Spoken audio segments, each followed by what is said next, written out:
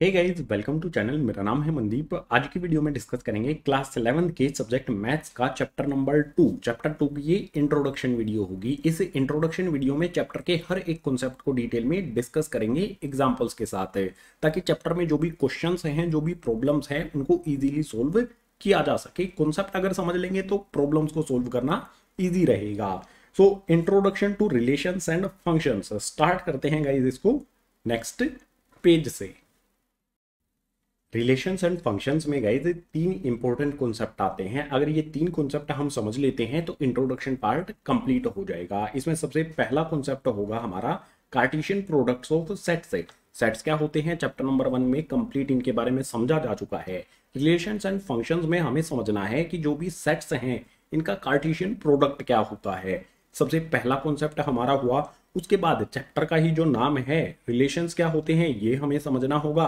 उसके बाद फंक्शंस क्या होते हैं ये हमें समझना होगा। सो एक एक करके इन तीनों को यहां पर हम इस वीडियो में समझेंगे। स्टार्ट करते हैं कार्टेशियन प्रोडक्ट्स ऑफ सेट्स से नेक्स्ट पेज पर।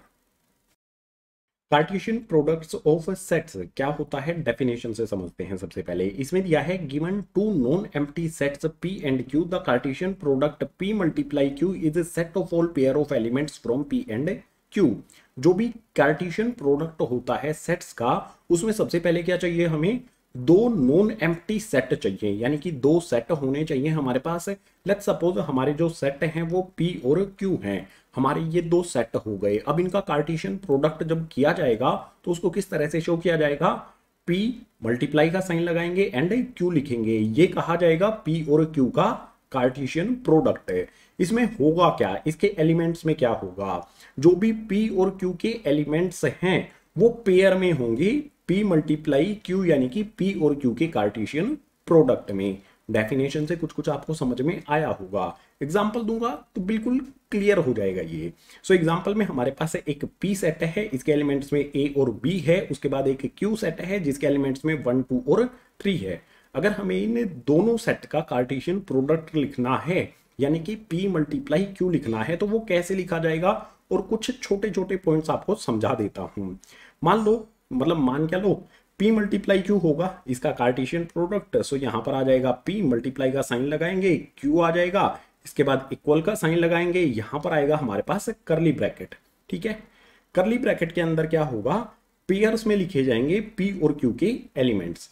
अब पेयर में कैसे लिखे जाएंगे, यहां पर देखो P में हमारा फर्स्ट एलिमेंट क्या है, A है। A1 लिखा जाएगा, उसके बाद A2 लिखा जाएगा, उसके बाद A3 लिखा जाएगा। कैसे लिखना है, राउंड ब्रैकेट्स के अंदर लिखना है पेयर्स में। ठीक है, करली ब्रैकेट के बाद हम एक राउंड ब्रैकेट बना देंगे। यहां पर हम लिखेंगे A1। ठीक है, कैसे लिखेंगे, A लिखेंगे, कोमा लगाएंगे, 1 लिखेंगे, इसके बाद क्लोज कर देंगे, नेक्स्ट वाला ब्रैकेट बनाएंगे। अब हमें A के साथ नेक्स्ट एलिमेंट लिखना है Q वाले सेट से। सो A हो जाएगा 2, यहां पर आ जाएगा हमारा A, कोमा लगा के लिख देंगे 2। इसी तरह से नेक्स्ट यहां पर A के साथ हमें ये वाला एलिमेंट लिखना होगा। नेक्स्ट वाला ब्रैकेट लगाएंगे, यहां पर A आ जाएगा, उसके बाद 3 आ जाएगा। जैसे हमने A1, A2, A3 लिखा है, बिल्कुल उसी तरह से यहां पर B1, B2, B3 लिखा जाएगा। यहां पर कोमा लगाएंगे, ब्रैकेट लगाएंगे, B, 1 आ जाएगा, ब्रैकेट क्लोज करेंगे, इसके बाद नेक्स्ट ब्रैकेट बनाएंगे, B आ जाएगा हमारा, 2 आ जाएगा, ब्रैकेट क्लोज कर देंगे, नेक्स्ट ब्रैकेट में आ जाएगा हमारा B, 3, ब्रैकेट क्लोज कर देंगे। यहां पर जो भी हमारी पॉसिबिलिटीज थी सभी हमने लिख दी हैं। हमने क्या किया, A1, A2, A3 लिखा, इसी तरह से B1, B2, B3 हमने लिखा। यहां पर जो भी एलिमेंट्स हैं उनका हमने प्रोडक्ट लिख दिया, पेयर में लिख दिया। P और Q के जो भी एलिमेंट्स थे उनके पेयर बनाकर हमने सेट के अंदर यहां पर लिख दिए हैं P और Q के कार्टेशियन प्रोडक्ट में। अब लास्ट में हमें करली ब्रैकेट क्लोज भी करना है। ठीक है, ये होगा गाइस कार्टेशियन प्रोडक्ट P और Q का। अब जो भी हमने P और Q का कार्टेशियन प्रोडक्ट लिखा है, आपको इस कार्टेशियन प्रोडक्ट में राउंड ब्रैकेट्स के अंदर जो दिख रहा है ना, इसको क्या कहा जाएगा। अगर यहां पर बात करें सेट में जो होता है हमारा, उसमें तो एलिमेंट कहा जाता है, लेकिन जब कार्टेशियन प्रोडक्ट लिखा जाता है तो उसके अंदर एक ये वाला जो हमारा एलिमेंट है, इसको कहा जाता है गाइस ऑर्डर्ड पेयर। ये हमारा एक ऑर्डर्ड पेयर है, ये हमारा एक ऑर्डर्ड पेयर है, इसी तरह से ये हमारा एक ऑर्डर्ड पेयर है। टोटल कितने ऑर्डर्ड पेयर्स हैं इसमें? 1 2 3 4 5 6 ऑर्डर्ड पेयर्स हैं पी और क्यू के कार्टेशियन प्रोडक्ट में। ये एक पॉइंट आपको समझ में आ गया होगा, इजी सा पॉइंट है। जब हम इससे रिलेटेड प्रॉब्लम्स को सोल्व करेंगे तो मैं ऑर्डर्ड पेयर की जगह पर इसको एक एलिमेंट ही कंसीडर करूंगा, एलिमेंट ही आपको डिस्क्राइब करूंगा। आपको समझ जाना है, अगर वो राउंड ब्रैकेट के अंदर पेयर में हो तो वो हमारा एक ऑर्डर्ड पेयर होगा। दूसरा पॉइंट यहां पर समझो कि जब हम P और Q का कार्टेशियन प्रोडक्ट करते हैं तो हमारा सबसे पहला एलिमेंट लेंगे हम, ठीक है। P और Q का कार्टेशियन प्रोडक्ट करने में हमारा फर्स्ट जो सेट है उसका फर्स्ट एलिमेंट आएगा। अगर हम Q मल्टीप्लाई में P यानी कि Q P का कार्टेशियन प्रोडक्ट करेंगे तो उसका आंसर बिल्कुल डिफरेंट होगा। जो भी ये पेयर्स हैं ये ऑर्डर में होना बहुत जरूरी है। चलो एग्जांपल के लिए समझा देता हूं आपको। अगर यहां पर मैं करूं Q मल्टीप्लाई में P, ये हम कार्टेशियन प्रोडक्ट कर रहे हैं किसका? Q मल्टीप्लाई P का। यहां पर हम फिर से यहां करली ब्रैकेट लगाएंगे। अब क्या करना है हमें, इसमें Q पहले आया है तो Q का हम फर्स्ट एलिमेंट लेंगे जो कि यहां पर 1 है। 1 को A के साथ लिखेंगे, 1 को B के साथ लिखेंगे। सो यहां पर आ जाएगा हमारा 1A, नेक्स्ट ब्रैकेट में आ जाएगा हमारा 1B। इसी तरह से जो हमारा ये 2 है, सेकंड एलिमेंट लेना है हमें Q वाले सेट से। 2 के साथ A लिखा जाएगा, 2 के साथ B लिखा जाएगा। सो यहां पर आ जाएगा हमारा 2A। इसी तरह से आ जाएगा हमारा 2, ब्रैकेट लगा के यहां पर इस पे लगा देंगे और B भी आ जाएगा इसके साथ में, ठीक है। इतना समझ में आया। इसी तरह से यहां पर हमारा 3 है, उसके साथ A और B भी लिखा जाएगा। सो यहां पर मैं कोमा लगाता हूं, ब्रैकेट लगाता हूं, यहां पर आ जाएगा 3A एंड इसी तरह से आ जाएगा हमारा 3, B। जो ऑर्डर्ड पेयर्स हैं वो बिल्कुल अलग होंगे जब हम P मल्टीप्लाई Q करेंगे या फिर Q मल्टीप्लाई P करेंगे। आंसर देख सकते हो हमारा बिल्कुल अलग आया है। यहां से आप एक कंक्लूजन ये भी निकाल सकते हो कि हम अगर P मल्टीप्लाई Q करते हैं वो इक्वल नहीं होता है Q मल्टीप्लाई P के। यानी कि P मल्टीप्लाई Q करेंगे तो हमारा आंसर अलग होगा, अगर Q मल्टीप्लाई P करेंगे तो हमारा आंसर अलग होगा। जो भी ऑर्डर्ड पेयर्स हैं वो अलग अलग हमें मिलेंगे। सो बेसिक चीजें हमने कार्टेशियन प्रोडक्ट्स ऑफ सेट्स से यहाँ पर समझ ली हैं, कैसे लिखा जाता है, कुछ छोटे छोटे इंपॉर्टेंट पॉइंट्स समझ लिए हैं। अब कुछ ऐसे पॉइंट्स भी समझने हैं जब कार्टेशियन प्रोडक्ट ऑफ सेट लिखेंगे या इससे रिलेटेड प्रॉब्लम्स को सोल्व करेंगे तो वो हमारे दिमाग में रहना बहुत जरूरी है। उनको डिस्कस करते हैं नेक्स्ट पेज पर। जब भी सेट्स का कार्टेशियन प्रोडक्ट लिखा जाएगा तो आपके लिए 4 इंपॉर्टेंट रिमेंबरिंग पॉइंट्स यहां पर लिखे हैं, एक एक करके चारों को समझ लेते हैं। एग्जांपल भी दूंगा चारों का। सो सबसे पहले वाले पॉइंट में दिया है 2 ordered pairs are equal if and only if the corresponding first elements are equal and the second elements are also equal. कोई 2 ऑर्डर्ड पेयर्स हैं वो कब इक्वल होंगे? जब करस्पॉन्डिंग एलिमेंट दोनों ऑर्डर्ड पेयर्स में इक्वल हो। यानी कि फर्स्ट वाले ऑर्डर्ड पेयर का फर्स्ट एलिमेंट और सेकंड वाले ऑर्डर्ड पेयर का फर्स्ट एलिमेंट अगर दोनों इक्वल हैं और सेकंड वाला एलिमेंट और सेकंड वाला एलिमेंट इक्वल होंगे तो वो 2 ऑर्डर्ड पेयर्स हैं वो एक दूसरे के इक्वल होंगे। समझा देता हूं। मान लो हमारे पास एक ऑर्डर्ड पेयर है जिसके एलिमेंट हमारे पास A, B है। एक और ऑर्डर्ड पेयर है हमारे पास जिसके एलिमेंट हमारे पास B, A है। क्या ये 2 ऑर्डर्ड पेयर एक दूसरे के इक्वल होंगे? बिल्कुल नहीं होंगे, क्योंकि आप देख सकते हो जो हमारा फर्स्ट वाला जो ऑर्डर्ड पेयर है उसमें फर्स्ट A आता है लेकिन सेकंड वाले में B आता है। अगर दोनों जगह फर्स्ट जगह पर दोनों ऑर्डर्ड पेयर में फर्स्ट एलिमेंट हमारा सेम हो और सेकंड एलिमेंट भी सेम हो तो ही उसे इक्वल कहा जाएगा। इस कंडीशन में ये एक दूसरे के इक्वल नहीं है। इक्वल कब होंगे? जब हमें कुछ इस तरह से दिया हो A, B दिया हो और सेकंड वाले ऑर्डर्ड पेयर में भी A, B दिया हो। आप देख सकते हो जो हमारा करस्पॉन्डिंग एलिमेंट्स हैं दोनों ऑर्डर्ड पेयर में पहले A आता है, दोनों ऑर्डर्ड पेयर में पहले सेकंड टाइम B आता है। तो ये वाली कंडीशन में हमारे ये 2 ऑर्डर्ड पेयर एक दूसरे के इक्वल होंगे। अगर करस्पॉन्डिंग एलिमेंट इक्वल नहीं है, सेम नहीं है तो ऑर्डर्ड पेयर एक दूसरे के इक्वल नहीं होंगे। ये सिंपल सा कॉन्सेप्ट आपको फर्स्ट पॉइंट में मैंने समझा दिया है एग्जांपल के साथ। आ जाते हैं सेकंड पॉइंट पर। इसमें है if there are p elements in a and q elements in b then there will be p q elements in a into b। मान लो हमारे पास दो सेट हैं, a सेट है जिसमें नंबर ऑफ एलिमेंट्स हैं q, b सेट है a set है जिसमें नंबर ऑफ एलिमेंट्स हैं p और b सेट है जिसमें नंबर ऑफ एलिमेंट्स हैं q।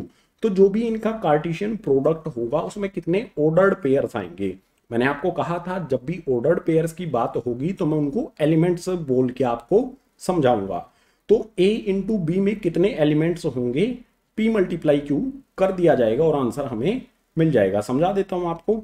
मान लो हमारे पास कोई सेट है a, उसमें नंबर ऑफ एलिमेंट्स, a वाले सेट में नंबर ऑफ एलिमेंट्स हमारे पास हैं 3 और b सेट में नंबर ऑफ एलिमेंट्स हमारे पास हैं 2।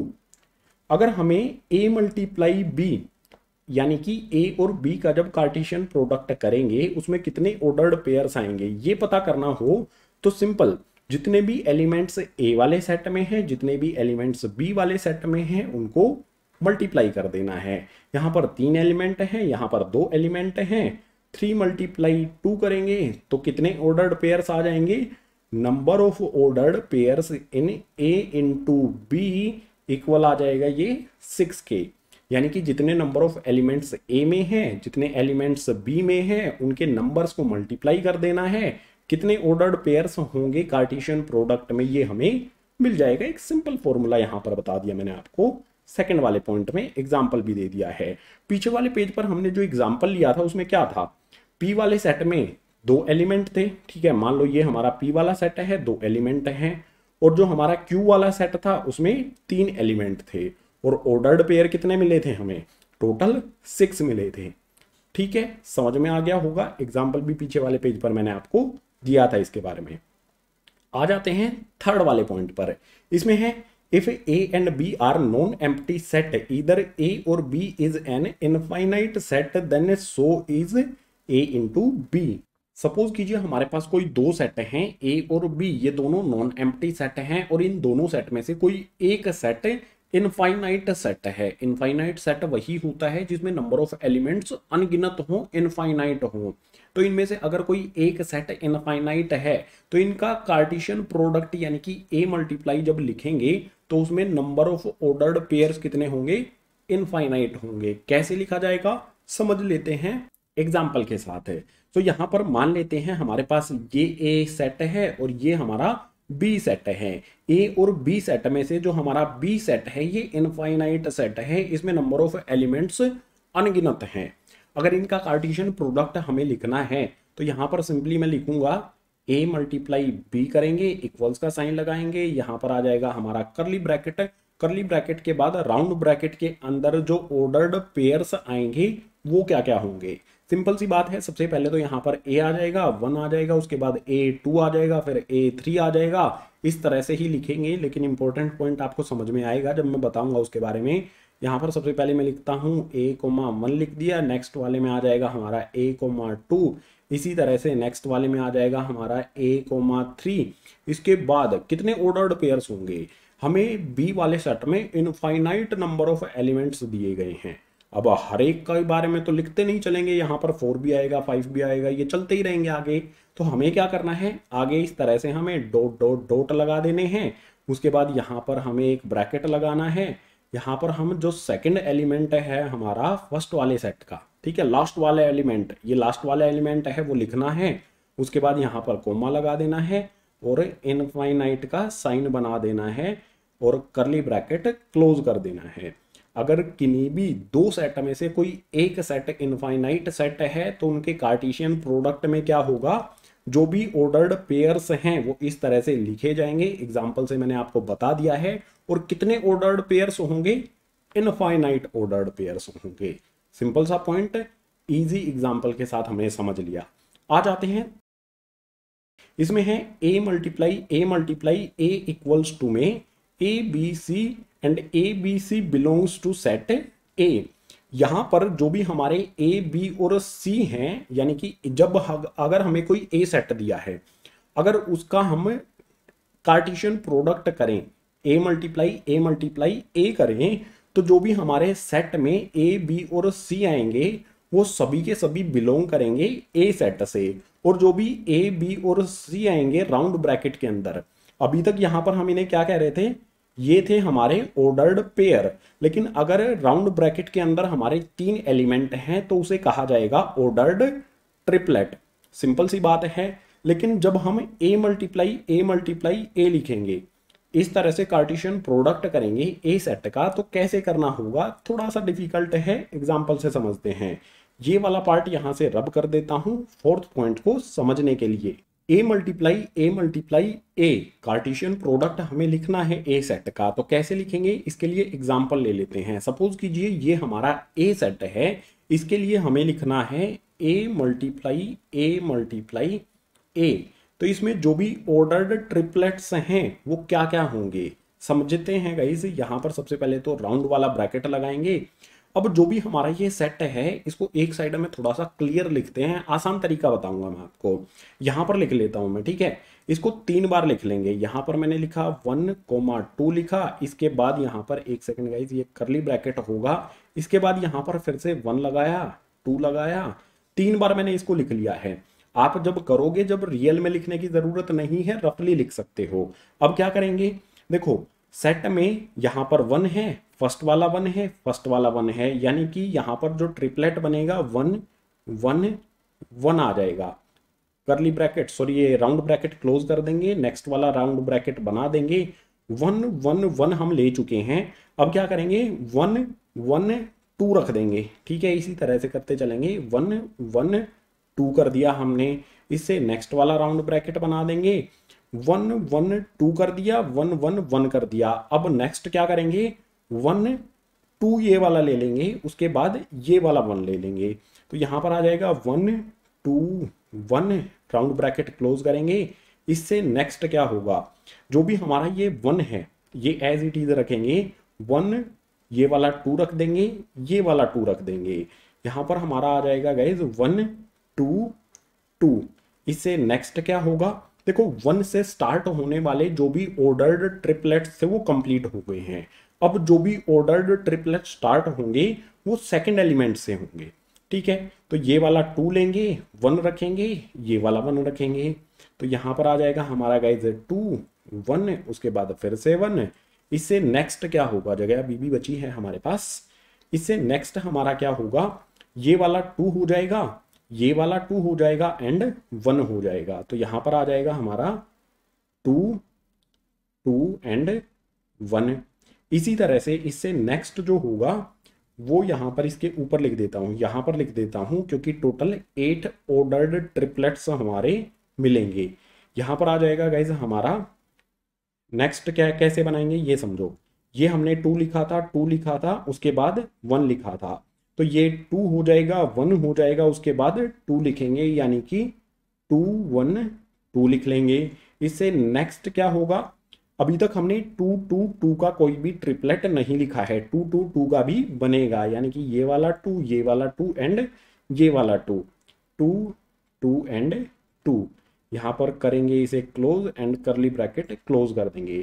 टोटल कितने ऑर्डर्ड ट्रिपलेट यहां पर हमें मिले हैं, 1 2 3 4 5 6 7 8।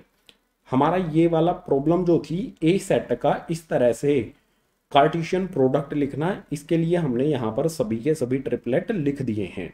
मुझे कैसे पता इसमें 8 नंबर ऑफ ट्रिपलेट होंगे, तो इसमें हमें चेक करना होगा कितने एलिमेंट्स हैं, 2 एलिमेंट्स हैं, 2 एलिमेंट्स हैं। हमने क्या किया है, ए मल्टीप्लाई ए किया है, यानी कि इस पे पावर लगा देंगे 3, 2 की पावर 3 कितना होता है 8। इसमें कितने ऑर्डर्ड पेयर्स आएंगे, 8 ऑर्डर्ड पेयर्स आएंगे। पावर 3 की है, 8 ऑर्डर्ड पेयर्स इसमें आ जाएंगे। सो ये 4 पॉइंट आपको ध्यान रखने हैं जब भी कार्टेशियन प्रोडक्ट करेंगे किन्हीं भी सेट्स का। कार्टेशियन प्रोडक्ट्स ऑफ सेट्स के हर एक पॉइंट को हमने एग्जांपल के साथ समझ लिया है, तो कार्टेशियन प्रोडक्ट्स ऑफ सेट वाला कॉन्सेप्ट हो जाता है कंप्लीट। अब इसे नेक्स्ट पेज पर स्टार्ट करते हैं, रिलेशंस को एग्जांपल्स के साथ समझेंगे।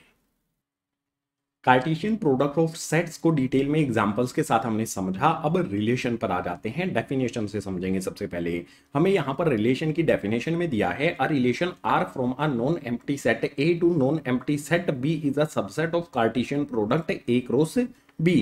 पहले यहां तक समझते हैं। जो भी रिलेशन है उसको कैपिटल आर से शो किया जाएगा, और ये रिलेशन होगा किसका, एक सेट होना चाहिए ए और एक सेट होना चाहिए बी। ए से बी का रिलेशन होगा, और दोनों कंडीशन में, चाहे वो ए सेट हो चाहे वो बी सेट हो, दोनों हमें क्या चाहिए, नॉन एम्प्टी सेट होने चाहिए, तभी रिलेशन लिखा जा सकता है। सो जो भी रिलेशन होगा ए सेट का बी सेट से, वो एक सबसेट होगा ए क्रॉस बी के कार्टेशियन प्रोडक्ट का। सिंपल समझ में आ गया होगा। नहीं समझ में आया है तो एग्जांपल भी दूंगा मैं आपको। सो आगे दिया है इसमें, the subset is derived by describing a relationship between the first element and the second element of the ordered pair in A cross B. जो भी सबसेट बनता है रिलेशन में होता है सबसेट ए क्रॉस बी के कार्टेशियन प्रोडक्ट का। जो भी सबसेट बनता है वो डिराइव किस तरह से किया जाता है, हमें एक कंडीशन दी होती है, एक रिलेशनशिप डिस्क्राइब किया होता है ए से बी सेट का, उसी के अकॉर्डिंग हमारे ऑर्डर्ड पेयर का फर्स्ट एलिमेंट और सेकंड एलिमेंट डिसाइड होता है। अब ये होगा कैसे, एग्जांपल से समझते हैं। एग्जांपल में हमारे पास एक ए सेट है, एक बी सेट है। ए सेट में कुछ एलिमेंट्स दिए गए हैं, बी सेट में कुछ एलिमेंट्स दिए गए हैं, यानी कि ये दोनों नॉन एम्प्टी सेट्स हैं। सबसे पहले ए और बी का जो भी कार्टेशियन प्रोडक्ट है वो लिखना पड़ेगा हमें। लिख लेते हैं, मतलब रिलेशन फाइंड करेंगे जब लिखने की जरूरत नहीं है। यहां पर समझने के लिए ए क्रॉस बी यानी कि ए बी का कार्टेशियन प्रोडक्ट लिख लेते हैं, ताकि आपको कार्टेशियन प्रोडक्ट और रिलेशन में क्या डिफरेंस है ये भी समझ में आ जाए। सो यहां पर ए क्रॉस बी का जो भी कार्टेशियन प्रोडक्ट है मैंने लिख दिया है। इस कार्टेशियन प्रोडक्ट में यहां पर ए सेट में 3 एलिमेंट्स हैं, बी सेट में भी 3 एलिमेंट्स हैं। टोटल कितने ऑर्डर्ड पेयर्स होंगे, कितने एलिमेंट्स होंगे ए क्रॉस बी में, काउंट कर सकते हो। टोटल 9 ऑर्डर्ड पेयर्स बनेंगे। इसमें 3 एलिमेंट है, इसमें 3 एलिमेंट है, 3 को 3 से मल्टीप्लाई करेंगे, 9 ऑर्डर्ड पेयर्स यहां पर आ जाएंगे। सिंपल सी चीज, ए क्रॉस बी का कार्टेशियन प्रोडक्ट हमने लिखा। अब रिलेशन अगर हमें लिखना हो ए से बी सेट का, तो सबसे पहले उसके लिए हमें एक कंडीशन चाहिए। अब एक कंडीशन जो है वो हर क्वेश्चन में अलग अलग हो सकती है।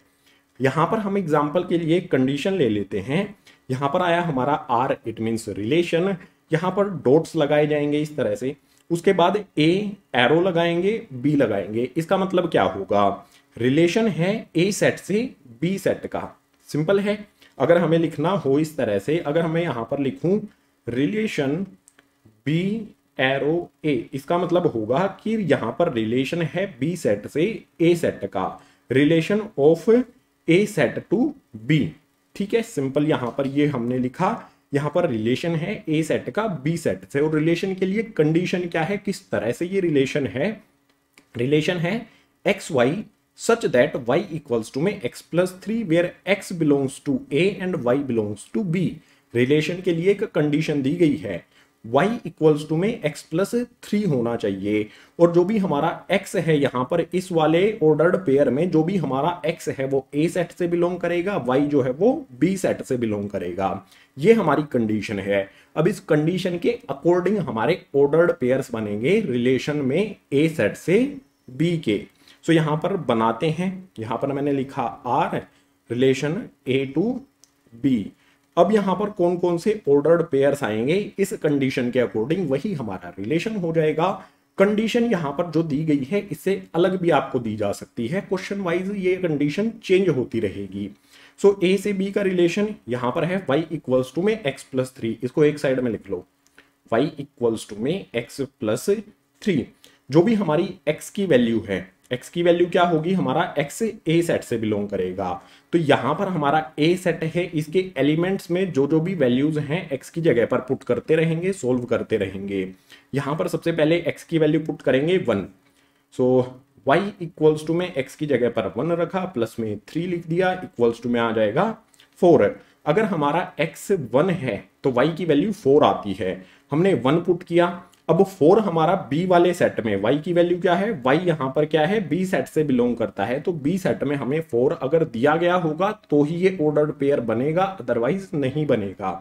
इसमें x की जगह पर 1 पुट किया, y की जगह पर हमें 4 मिला, यानी कि हमारा ऑर्डर्ड पेयर बन जाएगा 1 4। ये कंडीशन को सेटिस्फाई करता है y इक्वल्स टू में x+3।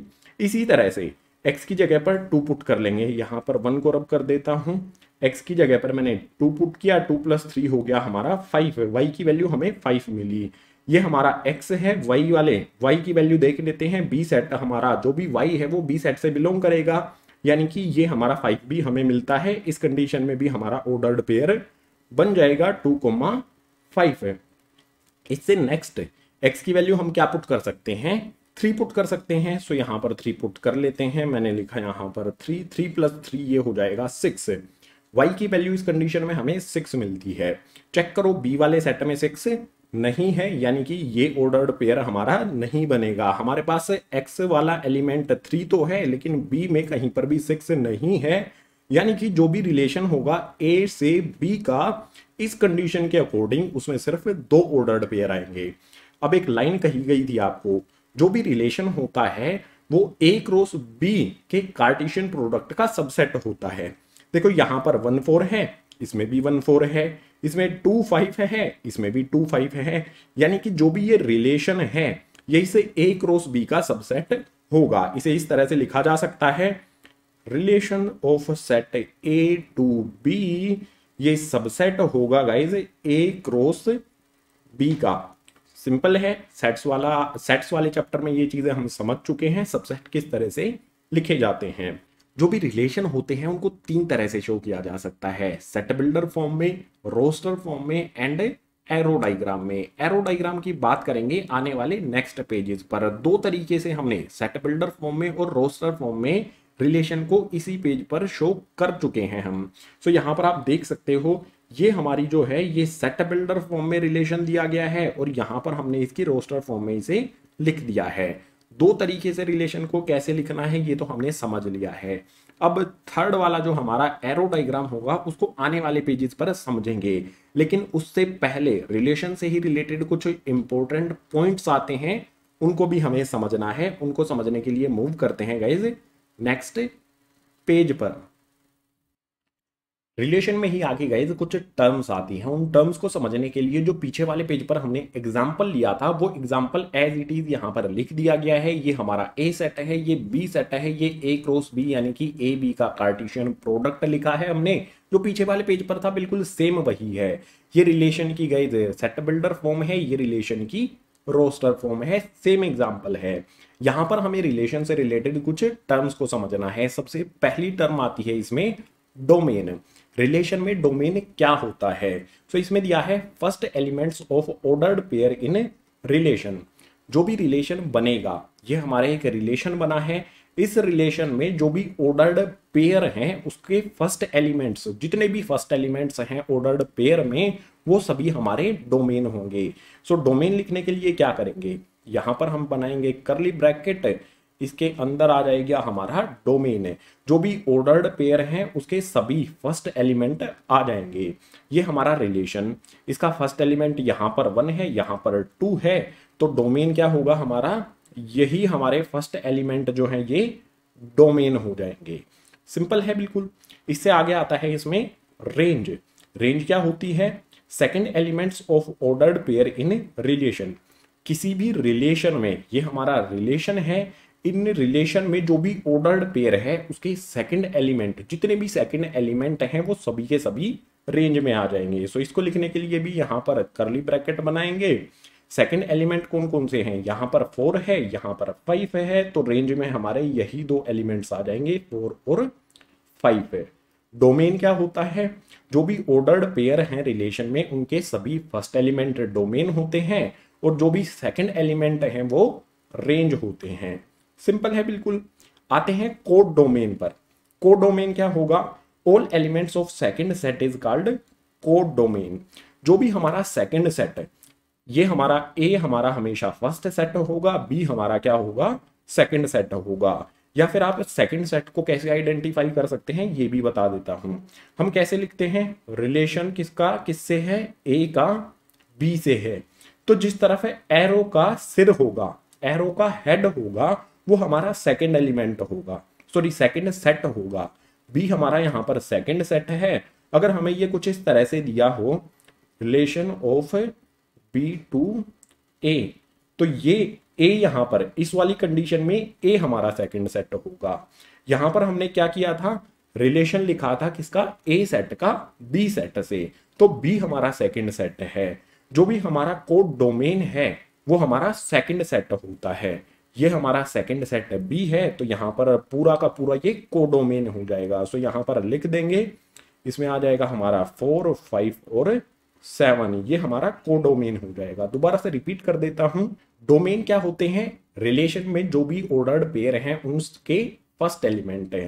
रेंज की बात करें, जो भी ऑर्डर्ड पेयर होते हैं रिलेशन में उनके सेकंड एलिमेंट्स। और कोडोमेन की बात करें, ये सेकंड सेट होता है, पूरा का पूरा सेट होता है हमारा कोडोमेन। बिल्कुल सिंपल है।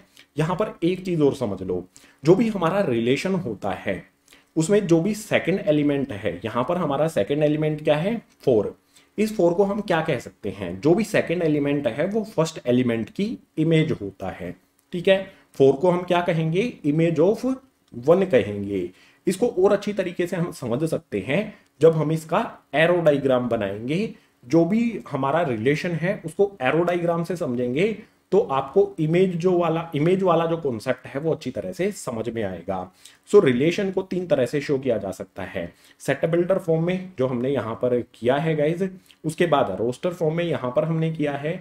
अब तीसरा तरीका होता है एरो डायग्राम। उसको समझने के लिए मूव करते हैं नेक्स्ट पेज पर। जो एग्जाम्पल हमारा पीछे वाले पेज पर था उसी एग्जाम्पल को यहाँ पर हम लेकर आ गए हैं। हमारे पास ए सेट है, बी सेट है। ये इस ए सेट से बी सेट का जो रिलेशन है उसकी सेट बिल्डर फॉर्म दी गई है। हमने इसको रोस्टर फॉर्म में भी यहाँ पर लिखा। अब अगर इस रिलेशन को हमें एरो डायग्राम से शो करना है, फिगर से शो करना है, तो वो कैसे किया जाएगा ये समझना है हमें। सो एरो डायग्राम से शो करने के लिए हमें जरूरत होगी 2 ओवल शेप्स की, 2 अंडाकार शेप्स की। ये हमारी एक ओवल शेप है, इसी तरह से ये भी हमारी एक ओवल शेप है। जो फर्स्ट वाली ओवल शेप है ये रिप्रेजेंट करेगी गाइस ए सेट को, और जो सेकंड वाली ओवल शेप है ये रिप्रेजेंट करेगी हमारी बी सेट को।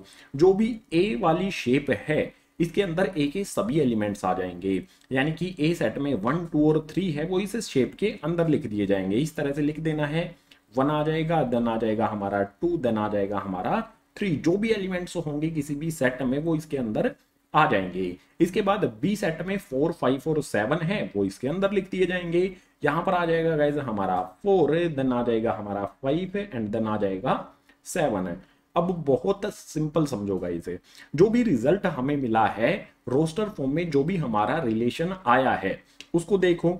यहां पर रोस्टर फॉर्म में हमारा फर्स्ट ऑर्डर जो पेयर है उसमें क्या है, 1, 4 है, यानी कि 1 का 4 के साथ रिलेशन है।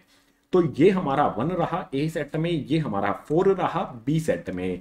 इसको ज्वाइन कर देना है कुछ इस तरह से, एक लाइन बना देंगे और एरो लगा देंगे। ये शो करता है कि 1 का रिलेशन 4 से है। डायरेक्शन बताना भी जरूरी है, जो ये एरो बनाया है ये डायरेक्शन बताती है।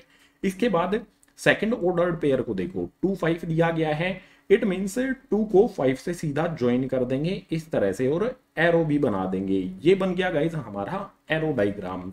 यहां पर एक चीज और समझनी है हमें, जो भी बी सेट में हमारा ये 4 है इसको कहेंगे इमेज। किसकी इमेज है ये भी जानना जरूरी है। ये हमारा 4 है, ये इमेज है इस 1 की। इसी तरह से ये 5 है, ये इमेज है इस 2 की। ध्यान रखना है किसकी इमेज है ये भी। अब हमारा 3 बचा, 7 बचा, इनका कोई भी रिलेशन नहीं है। देख सकते हो यहां पर जो भी हमारी ये रोस्टर फॉर्म में है कोई रिलेशन इनका नहीं बनता है, तो इनको एज इट इज छोड़ दिया जाएगा। जो भी हमारा रिलेशन है ए टू बी वो हमने शो कर दिया है एरो डायग्राम से। इमेज वाला कॉन्सेप्ट भी यहां पर हमने समझ लिया है। तो रिलेशन में जो जो भी चीजें थी सभी कॉन्सेप्ट को हमने डिस्कस कर लिया है। अब नेक्स्ट पेज से स्टार्ट करते हैं फंक्शंस क्या होते हैं, डेफिनेशन से स्टार्ट करेंगे और जो भी डिटेल्स हैं छोटी से छोटी डिटेल्स देने की आपको कोशिश करूंगा। चलते हैं नेक्स्ट पेज पर। रिलेशंस एंड फंक्शंस में हमने कार्टेशियन प्रोडक्ट ऑफ सेट्स को समझा, रिलेशंस को समझा। अब रिलेशन के कुछ स्पेशल टाइप होते हैं जिसे कहा जाता है फंक्शन है। डेफिनेशन से शुरू करेंगे, उसके बाद हर एक पॉइंट को डिटेल में डिस्कस करेंगे। सो फंक्शंस में हमें दिया है guys A and B are two non-empty sets. A relation from F set A to set B is said to be function if every element of set A has only and only one image in set B. सबसे पहले हमें चाहिए दो non empty set, A set हो जाएगा, B set हो जाएगा। अब जो भी A सेट का B सेट से एक रिलेशन है, ये रिलेशन किस तरह से होना चाहिए?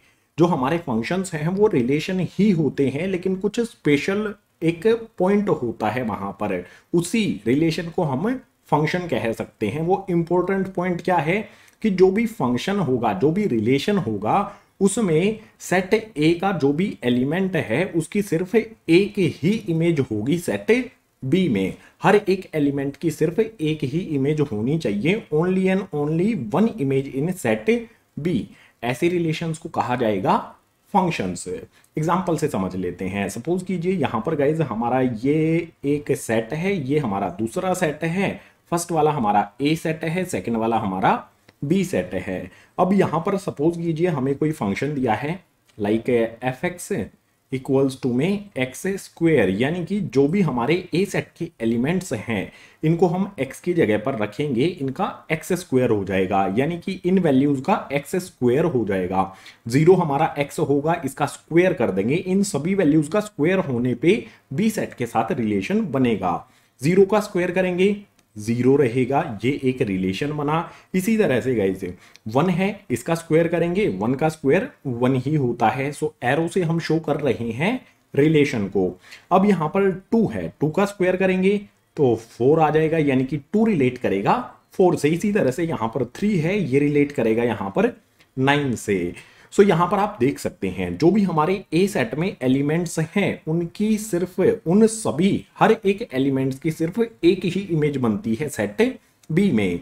जीरो की इमेज जीरो है, वन की इमेज वन है, टू की इमेज फोर है, थ्री की इमेज यहां पर नाइन है। सभी ए वाले सेट में जो भी एलिमेंट्स हैं हर एक एलिमेंट की सिंगल इमेज बनती है। तो ये हमारा होगा गाइज फंक्शन।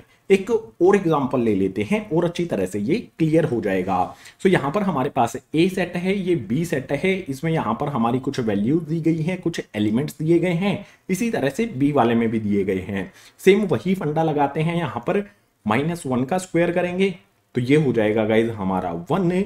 उसके बाद यहां पर जीरो है, इसका स्क्वायर करेंगे, जीरो का स्क्वायर हमेशा जीरो होता है, वन का स्क्वायर वन हो जाएगा, टू का स्क्वायर फोर हो जाएगा। यहां पर भी आप देख सकते हो कि जो हमारा माइनस वन है उसकी इमेज हमारी वन बनती है, यानी कि सिंगल इमेज बनती है। जीरो की इमेज भी सिंगल है, वन की इमेज भी सिंगल है, टू की इमेज भी सिंगल है, सिर्फ एक ही इमेज बनती है। तो इस तरह का जो भी रिलेशन होगा सेट ए का सेट बी के साथ उसको फंक्शन कहा जा सकता है। सिंपल वर्ड्स में गाइस अगर हमारे ए सेट से हर एक एलिमेंट से सिर्फ एक ही एरो निकलता है तो उसे फंक्शन कहेंगे। ये फर्स्ट वाले एग्जांपल में भी देख सकते हो, जीरो से एक एरो गया है, वन से भी एक ही एरो गया है, टू से भी एक ही एरो गया है और थ्री से भी एक ही एरो गया है। तो फर्स्ट वाला भी हमारा फंक्शन होगा, सेकंड वाला भी हमारा फंक्शन होगा। अब ऐसे कौन से रिलेशन है जिसको फंक्शन नहीं कहा जा सकता है, इसके लिए भी हमें एग्जाम्पल लेना पड़ेगा, तभी हमारा फंक्शन वाला कॉन्सेप्ट क्लियर होगा। तो एग्जाम्पल यहां पर हमारे सामने है, इसमें जो भी राउंड ब्रैकेट्स हैं उसका फर्स्ट एलिमेंट ए सेट का होता है, सेकंड एलिमेंट होता है बी सेट का। सो इसके लिए एरो डायग्राम ड्रॉ करेंगे। यहां पर दो ओवल शेप मैंने बना ली हैं। यहां पर देखो फर्स्ट एलिमेंट वन है तो ये हमारा ए सेट का एलिमेंट होगा, ये हमारा बी सेट है। ए सेट में सबसे पहले तो आ जाएगा गाइज हमारा वन, उसके बाद यहां पर क्या होगा नेक्स्ट वाले इस वाले ऑर्डर्ड पेयर में देखो यहां पर वन है, वन ऑलरेडी हम लिख चुके हैं तो रिपीट नहीं करना है। इसके बाद यहां पर गाइज टू है, यहां पर थ्री है, दोनों को लिख देंगे, यहां पर टू आ जाएगा देन थ्री आ जाएगा। इसके बाद जो भी ऑर्डर्ड पेयर में हमारे सेकंड एलिमेंट हैं वो क्या होंगे बी सेट के। यहां पर टू है, थ्री है, फिर से टू आया है, फोर आया है, रिपीट नहीं करना है गाइज। टू आया है, उसके बाद थ्री आया है, देन फोर आया है। ये हमारे बी सेट के एलिमेंट्स हो गए हैं।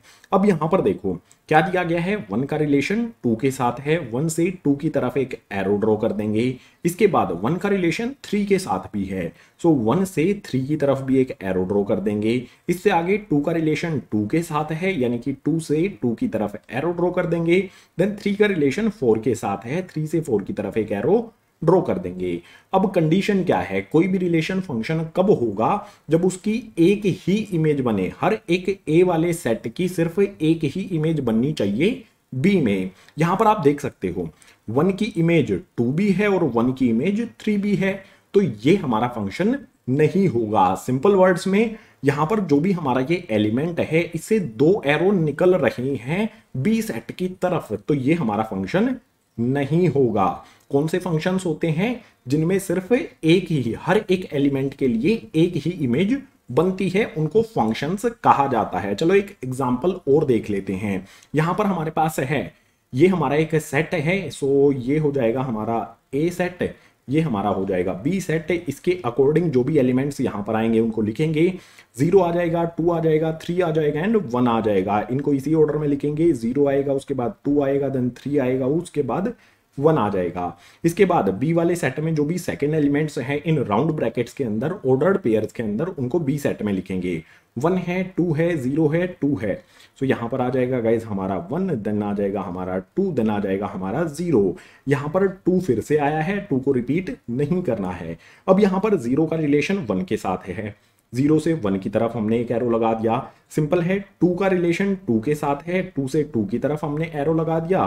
देन 3 का रिलेशन 0 के साथ है, 3 से 0 की तरफ हमने एक एरो बना दिया।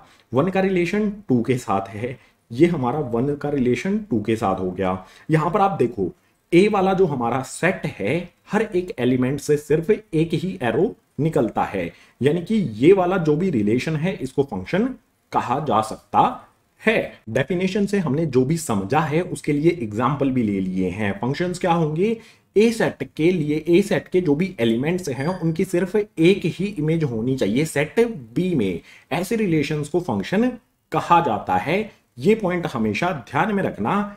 Set A has only and only 1 image in set B, सिर्फ एक ही इमेज होनी चाहिए ए सेट के जो भी एलिमेंट्स हैं उनकी सेट बी में। सो फंक्शंस को और डिटेल में समझेंगे। जो भी हमने यहां पर ये एग्जांपल लिया है इसी को आगे वाले पेज पर कंटिन्यू करेंगे, कुछ और सिंपल सिंपल पॉइंट्स फंक्शन से रिलेटेड समझेंगे नेक्स्ट पेज पर। आपने बहुत सारी मशीन्स देखी होंगी। मशीन्स का काम क्या होता है, वर्क को परफॉर्म करना, या फिर ये कह सकते हैं फंक्शन करना। कई तरह की अलग अलग तरह की मशीन्स होती हैं, लाइक रेफ्रिजरेटर, फ्रिज हो गया, ओवन हो गया, हमारी जो गाड़ी है वो भी एक मशीन हो गई। इसी तरह से जो भी हमारे फंक्शंस होते हैं उनको कहा जा सकता है कि वो एक मशीन है। तो यहां पर देखो गाइज, हमने इस तरह से एक डायग्राम बना लिया है। ये हमारा एक फंक्शन है, ये हमारा एक मशीन की तरह है। डिटेल में समझेंगे बिल्कुल। तो ये हमारी एक मशीन है गाइज, इसमें ऊपर से यहां से होगा इनपुट, ऊपर से इसमें कोई वैल्यू इनपुट की जाएगी और इसमें जो भी यहां पर फंक्शन है इस मशीन का वो फंक्शन करेगी और हमें नीचे की तरफ यहां पर आउटपुट मिल जाएगा। बिल्कुल सिंपल है, ऊपर से इनपुट करेंगे, नीचे से आउटपुट मिलेगा। ये काम है किसी भी फंक्शन का। अब फंक्शन से रिलेटेड बहुत सारी चीजें हैं। सबसे पहले फंक्शन को लिखते कैसे हैं, तो फंक्शन हमें कुछ इस तरह से दिया होगा गाइस, हमेशा एफ ये होता है function, f means function, function of x से इसके आगे ब्रैकेट लगा होगा, function of x equals to में एक्स का स्क्वायर।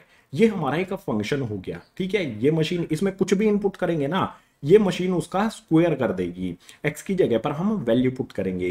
जैसे यहां पर हमने पीछे वाले पेज पर एग्जांपल लिया था, 0 पुट करते हैं। जो भी हमारा ये एक्स है इसकी जगह पर 0 पुट करते हैं। यहां पर लिख लेते हैं एक्स की जगह पर हमने 0 पुट किया, इक्वल्स टू में ये हमारा एक्स है, इसकी जगह पर भी हमारा आएगा 0, इसका स्क्वायर करेंगे तो यहां पर हमारा हो जाएगा गाइज। देखो जब भी हम वैल्यू पुट कर देंगे उसके बाद जो भी हमारा ये f0 है इसको हम y लिख देंगे।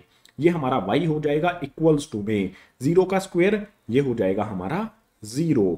यानी कि जब हमने इसमें x की जगह पर हमने 0 पुट किया तो y की वैल्यू हमें क्या मिली, 0 मिली। समझ में आया कि 0 का 0 के साथ किस तरह से रिलेशन है, ये किस तरह से फंक्शन करता है। हमने इसमें 0 इनपुट किया, आउटपुट में हमें क्या मिला, 0 मिला।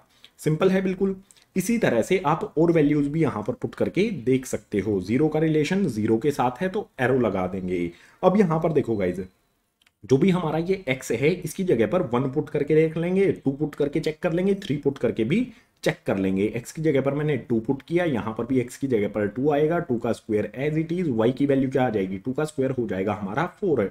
हमने यहाँ पर 2 पुट किया तो y की वैल्यू हमारी 4 आ गई। ठीक है, इनपुट हमने क्या किया 2, इसने वर्क किया उस पे, जो भी वैल्यू थी 2 इनपुट किया तो उसका उसने स्क्वायर कर दिया। इस मशीन का यही काम है, यह है फंक्शन। सो यहां पर हमें आउटपुट में मिला 4। इसी तरह से यहां पर जो हमारा 2 है इसको वो यहां पर एरो से शो कर देंगे, 2 का रिलेशन 4 के साथ है। इसी तरह से अगर हम 1 पुट करेंगे, चेक कर लेते हैं ना, 1 पुट करेंगे तो यहां पर भी 1 का स्क्वायर होगा, 1 का स्क्वायर 1 ही होता है। हमने 1 पुट किया तो हमें 1 ही मिला, यानी कि जो भी हमारा ये 1 है इसको 1 से ही एरो से शो कर देंगे, 1 का रिलेशन 1 के साथ है। इसी तरह से गाइज यहाँ पर अगर हम x की जगह पर 3 पुट करेंगे, x की जगह पर मैंने 3 रखा, 3 का स्क्वायर हुआ, यहाँ पर मिलेगा हमें 9। 3 पुट करने पर आउटपुट हमें मिलता है 9। इस तरह से फंक्शन वर्क करते हैं एक मशीन की तरह। सो यहाँ पर जो हमारा 3 है इसको शो करेंगे इस तरह से एरो से 9 की तरफ। ये हमारा फंक्शन एक मशीन है, इसमें हमने 0 पुट किया, 2 पुट किया, 1 पुट किया, 3 पुट किया तो हमें ये वैल्यूज मिल गई हैं। अब यहाँ पर इनपुट और आउटपुट, जो भी हम इनपुट करेंगे और जो भी हमें आउटपुट मिलेगा इसको डिटेल में समझना होगा। सो यहाँ पर सबसे पहले आएगा डोमेन ऑफ f। इस f का मतलब होगा फंक्शन। डोमेन ऑफ फंक्शन इसको हम शॉर्ट फॉर्म में इस तरह से भी लिख सकते हैं, कैपिटल DN स्मॉल f। इसका मतलब होगा डोमेन ऑफ फंक्शन। कोई भी फंक्शन है उसका डोमेन क्या होता है, तो यहां से मैं ये रब कर देता हूं। डोमेन ऑफ फंक्शन का मतलब होता है जो भी हमने इनपुट किया है।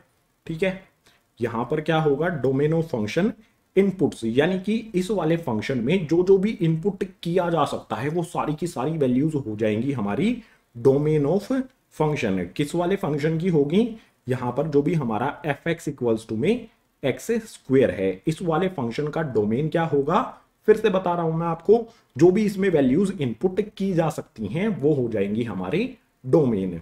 इसके बाद रेंज ऑफ फंक्शन, इसको इस तरह से लिखा जा सकता है गाइस RF, यानी कि रेंज ऑफ फंक्शन। ये होगा हमारा आउटपुट। जो भी हमारे आउटपुट्स हैं, जो भी यहां पर हम इनपुट करेंगे उसके बाद आउटपुट में जो भी वैल्यूज मिलेंगी, जो भी वैल्यूज मिल सकती हैं वो सारी की सारी हो जाएंगी हमारी रेंज ऑफ फंक्शन। इसको शो करेंगे R स्मॉल f से। इसके बाद बारी आती है कोडोमेन ऑफ फंक्शन। रिलेशन में जो भी हमारा कोडोमेन होता था वही हमारा कोडोमेन हो जाएगा फंक्शन के लिए, यानी कि जो भी हमारा सेकंड सेट है उसके सभी के सभी एलिमेंट्स आ जाएंगे कोडोमेन ऑफ फंक्शन में। सो यहां पर लिख देता हूं elements of second set. Second set के जो भी एलिमेंट्स होंगे वो सभी के सभी फंक्शंस के कोडोमेन होंगे। इस पेज पर हमने 3 इंपॉर्टेंट चीजें समझी हैं। क्या क्या है वो, जो भी हमारा फंक्शन है वो एक मशीन होता है, ये हमने सबसे पहली चीज सीखी। दूसरी चीज, जो भी इसमें इनपुट किया जा सकता है उसको हम कहेंगे फंक्शन का डोमेन, यानी कि डोमेन ऑफ फंक्शन। और इस मशीन से जो भी आउटपुट हमें मिल सकता है उन सभी को कहा जाएगा guys range of function. Function से रिलेटेड 3 इंपॉर्टेंट चीजें हमने समझ ली हैं। मोस्ट इंपॉर्टेंट क्या है, डोमेन क्या होता है, रेंज क्या होता है फंक्शंस का, ये आपसे क्वेश्चंस में जरूर पूछा जाने वाला है। सो इनको हमने समझ लिया है। अब जो भी हमारे फंक्शंस होते हैं उसके 2 टाइप होते हैं, 2 मेजर टाइप होते हैं, उनको डेफिनेशन और एग्जांपल्स के साथ समझ लेते हैं। उसके बाद फंक्शंस के टाइप्स को भी समझ लेंगे। आगे वाले पेज पर मूव करते हैं फंक्शंस के 2 मेजर टाइप्स को समझने के लिए। 2 तरह के फंक्शंस होते हैं, real functions and real valued functions. दोनों को एक एक करके डेफिनेशन और एग्जांपल के साथ समझते हैं। सो रियल फंक्शंस में दिया है if set A and set B are subset of R then it is called real function.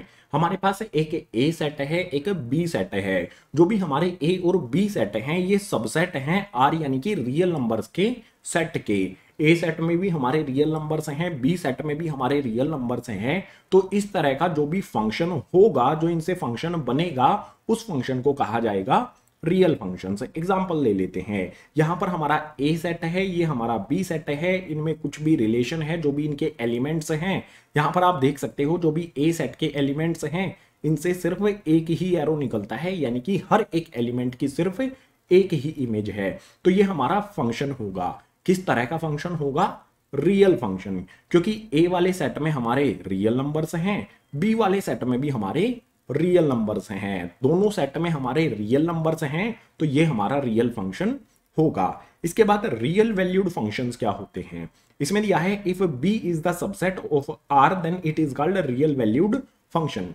जो हमारा बी सेट होगा वो रियल नंबर का सबसेट होना चाहिए, यानी कि बी सेट में अगर हमारे जो भी रियल नंबर्स हैं, बी सेट में रियल नंबर्स होने चाहिए, तो उसको कहा जाएगा रियल वैल्यूड फंक्शंस। ए सेट के बारे में कुछ नहीं कहा गया है, ए सेट में रियल नंबर हो या ना हो उससे कोई फर्क नहीं पड़ता, सिर्फ बी सेट में रियल नंबर्स होने चाहिए तो रियल वैल्यूड फंक्शन उसको कहा जाएगा। जैसे एग्जांपल के लिए यहां पर हमारे पास ए सेट है, यहां पर बी सेट है, बी वाले सेट में 1 है, 2 है, 3 है, 4 है, सभी के सभी रियल नंबर्स हैं, लेकिन ए सेट में हमारे रियल नंबर्स नहीं है, A B C D alphabets दिए गए हैं। बी सेट में हमारे जो भी रियल नंबर्स हैं अगर, तो उसको रियल वैल्यूड फंक्शन कहा जाएगा। ए सेट में हो या ना हो उससे कोई फर्क नहीं पड़ता, यानी कि जो भी हमारे रियल फंक्शंस होते हैं उनको रियल वैल्यूड फंक्शंस भी कहा जा सकता है, क्योंकि इस वाले बी सेट में भी तो सभी के सभी रियल नंबर्स हैं, इस वाले बी सेट में भी सभी के सभी रियल नंबर्स ही हैं, तो ये दोनों फंक्शन, इन दोनों फंक्शन को हम कह सकते हैं रियल वैल्यूड फंक्शन। लेकिन अगर हम कहें कि ये वाला हमारा रियल फंक्शन है तो ये गलत हो जाएगा, क्योंकि ए सेट में भी हमारे रियल नंबर्स होने चाहिए। अगर ए सेट और बी सेट दोनों में हमारे रियल नंबर्स हैं तो रियल फंक्शन होगा, अगर सिर्फ बी सेट में हमारे रियल नंबर्स हैं तो उसे कहेंगे रियल वैल्यूड फंक्शंस। दो सिंपल डेफिनेशन एग्जांपल के साथ हमने यहां पर समझी। अब एक अच्छा कॉन्सेप्ट शुरू करते हैं नेक्स्ट पेज से।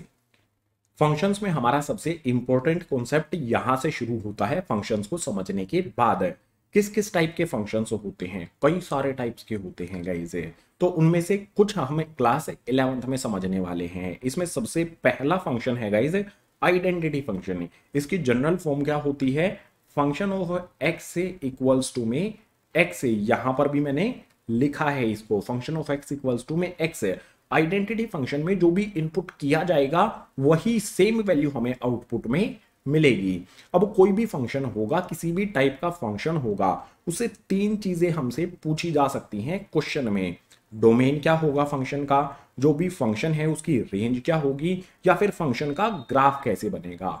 हर एक फंक्शन के टाइप के लिए हमें यही तीन चीजें समझनी है। सो सबसे पहले आइडेंटिटी फंक्शन के लिए हमारा डोमेन क्या होगा। देखो ये हमारा फंक्शन है, ये एक मशीन की तरह है, इस तरह से समझते हैं इसको। इसमें इनपुट क्या क्या किया जा सकता है, सबसे पहले यहां पर मैं इनपुट करता हूं गाइस, इसमें 0। अगर मैं 0 इनपुट करूंगा, सोल्व भी करते हैं इसे, यहां पर मैंने लिखा f, x की जगह पर मैं रखूंगा 0, यहां पर भी x की जगह पर आ जाएगा हमारा 0। 0 पुट करने पर मुझे 0 मिलेगा, ये हमारा y इक्वल्स टू में 0 हो जाएगा। एक तरफ यहां इस तरह से बना लेते हैं, x यहां पर आ जाएगा हमारा y, x की जगह पर हमने 0 पुट किया तो y की जगह पर भी 0 मिल गया। जो भी वैल्यू इसमें पुट की जाएगी सेम हमें आउटपुट में मिल जाएगी। आउटपुट में हमें क्या मिला गाइस, यहां पर लिखते चलते हैं। आउटपुट में हमें मिला 0। आउटपुट जो भी होगा वो हमारी y की वैल्यूज होंगी, इनपुट जो होगा वो हमारी x की वैल्यूज होंगी। हमने यहां पर अब पुट करते हैं, चलो इसमें 2 पुट करते हैं। यहां पर 0 को हटा देते हैं, इसकी जगह पर 2 रखेंगे, x की जगह पर 2 रखा, फिर से x की जगह पर 2 रखा, तो y इक्वल्स टू में हमें 2 मिला। हमने यहां पर 2 पुट किया तो y की जगह पर 2 मिल गया। इसी तरह से गाइस इसमें एक और वैल्यू पुट करते हैं, हमारा ग्राफ इजी बन जाएगा। यहां पर पुट करता हूं मैं माइनस में 1। -1 पुट करने पर क्या होगा, जो वैल्यू पुट करेंगे वही वैल्यू हमें मिलेगी आइडेंटिटी फंक्शन में। यहां पर पुट करके भी चेक कर सकते हैं। x की जगह पर -1 पुट किया, जो हमारा ये वाला x है इसकी जगह पर भी मैंने -1 पुट किया, सोल्व करने पर -1 ही हमें मिलेगा। सो यहां पर -1 पुट किया तो -1 ही हमें मिला। हमने आउटपुट जो भी इनपुट किया था वही सेम वैल्यूज हमें आउटपुट में मिल गई हैं। ये काम होता है आइडेंटिटी फंक्शन का, या फिर कह सकते हैं इस वाली मशीन का। f(x) इक्वल्स टू में x ये फंक्शन करती है किसी भी इनपुट की गई वैल्यू पर। फंक्शन के बारे में तो हमने समझ लिया कि जो भी इनपुट किया जाएगा वही हमें आउटपुट में मिलेगा, सेम वैल्यू मिलेगी। डोमेन ऑफ फंक्शन क्या होगा, ये इंपॉर्टेंट पॉइंट है गाइस। सो यहां पर इसको हम ये भी लिख सकते हैं DF। डोमेन ऑफ फंक्शन क्या होगा इस आइडेंटिटी फंक्शन का, इसमें कौन कौन सी वैल्यूज पुट की जा सकती हैं। मैंने 0 किया, 2 किया, मैं 1/2 कर सकता हूं, √3 कर सकता हूं, कोई भी नंबर मैं पुट कर सकता हूं इस वाले फंक्शन में। 0 से लेके इन्फिनिटी तक पॉजिटिव में, 0 से लेके नेगेटिव तक इन्फिनिटी में, यानी कि सारे के सारे रियल नंबर्स में इनपुट इसमें कर सकता हूं। यानी कि जो भी हमारा डोमेन है, इनपुट जो भी कर सकते हैं उसको हम डोमेन कहते हैं। इनपुट हम इसमें क्या कर सकते हैं, सभी के सभी रियल नंबर्स, यानी कि रियल नंबर्स का सेट हो जाएगा इसका डोमेन। इसको हम दूसरे तरीके से भी लिख सकते हैं। देखो गाइज यहां पर सिंपल है, जो भी हमारी नंबर लाइन होती है, इस तरह से हमारी नंबर लाइन होती है, इस तरफ 0 होता है, इस तरफ हमारी लेफ्ट हैंड साइड में जो हमारी वैल्यूज हैं नेगेटिव होती हैं, इन्फिनिटी तक जाती हैं, अनंत तक, कभी भी उनका एंड नहीं होता। और 0 से राइट हैंड साइड में इन्फिनिटी तक जाती हैं पॉजिटिव वाली वैल्यूज। सो रियल नंबर्स में क्या होगा, जो भी नंबर लाइन पर नंबर शो किए जा सकते हैं वो सभी के सभी हमारे रियल नंबर्स होते हैं। यानी कि इसमें रियल नंबर्स हम पुट कर सकते हैं, तो ये जो भी डोमेन है इस फंक्शन का वो रियल नंबर्स का सेट हो जाएगा। इसको हम इस तरह से भी लिख सकते हैं, माइनस इन्फिनिटी से पॉजिटिव इन्फिनिटी तक, ये भी हमारा डोमेन हो जाएगा। इस तरह से भी लिख सकते हैं या फिर इस तरह से भी लिखा जा सकता है। मैंने कॉन्सेप्ट भी समझा दिया आपको। सो डोमेन ऑफ फंक्शन, जो भी हमारा आइडेंटिटी फंक्शन है उसका डोमेन ऑफ फंक्शन सभी के सभी रियल नंबर्स हो जाएंगे, सभी रियल नंबर्स इसमें पुट किए जा सकते हैं। आउटपुट में हमें क्या क्या मिल सकता है, सभी के सभी रियल नंबर इसमें इनपुट कर देंगे तो सभी के सभी रियल नंबर्स हमें आउटपुट में मिलेंगे। जो भी आउटपुट है वो हमारा होगा गाइस रेंज ऑफ फंक्शन है, इसे लिखेंगे हम RF। रेंज ऑफ फंक्शन क्या होगा, सभी के सभी रियल नंबर्स का सेट है। सभी, अगर हम इनपुट सारे नंबर्स करेंगे तो सारे नंबर्स हमें आउटपुट में भी मिलेंगे रियल नंबर्स है, यानी कि सभी के सभी रियल नंबर्स हो जाएंगे इस फंक्शन की रेंज। इसको भी इस तरह से हम लिख सकते हैं गाइस, नेगेटिव इन्फिनिटी से पॉजिटिव इन्फिनिटी तक, दोनों तरह से आंसर लिखा जा सकता है। आपको या तो इस तरह से लिख देना है या फिर इस तरह से लिख देना है। अब ग्राफ की बात करते हैं। आपको पता ही होगा गाइज, ये हमारी एक्स एक्सिस होती है, ये हमारी वाई एक्सिस होती है। यहाँ पर होता है गाइज, सेंटर में तो होता है 0, उसके बाद यहाँ पर 1 2 3 4, यहाँ पर 1 2 3 4। ग्राफ के बारे में ज्यादा बताने की आपको जरूरत नहीं है। यहाँ पर -1 -2 -3 देन -4 -1 -2 -3 -4। हमें ग्राफ शो करना है, इसका ग्राफ किस तरह का दिखाई देता है ये भी हमें पता होना चाहिए। सो x हमारा 0 है तो y भी 0 है, x एक्सिस पर ये 0 रहा, जो हमारा ये कोऑर्डिनेट है ये बिल्कुल ये ओरिजिन होगा हमारा 0, यहां पर मैंने पॉइंट बना दिया है। इसके बाद x 2 है, y भी 2 है, यहां पर x2 रहा, यहां पर y2 रहा, तो 2 से इस तरह से यहां पर पॉइंट हमारा बन जाएगा। इसके बाद -1 पुट किया तो -1 मिला, ये हमारा -1 रहा y एक्सिस पर, ये हमारा -1 रहा x एक्सिस पर। यहां से गाइस इनको इस तरह से मैच करके यहां पर एक पॉइंट हमारा बन जाएगा। जो भी हमारे ये 2 2 0 0 -1 -1 वाले पॉइंट बने हैं, इनको एक सीधी लाइन में ज्वाइन कर देंगे।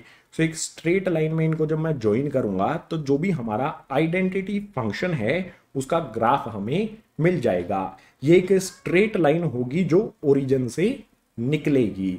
इस तरह का ग्राफ बनेगा आइडेंटिटी फंक्शन के लिए। डोमेन क्या होगा आइडेंटिटी फंक्शन का, ये हमने समझा। रेंज क्या होगी आइडेंटिटी फंक्शन की, ये भी हमने समझा। ग्राफ कैसा बनेगा इसका, ये भी हमने यहां पर समझ लिया है। तो आइडेंटिटी फंक्शन के सभी कॉन्सेप्ट हो जाते हैं कंप्लीट है। नेक्स्ट टाइप का जो फंक्शन होता है उसके लिए मूव करते हैं गाइज नेक्स्ट पेज पर।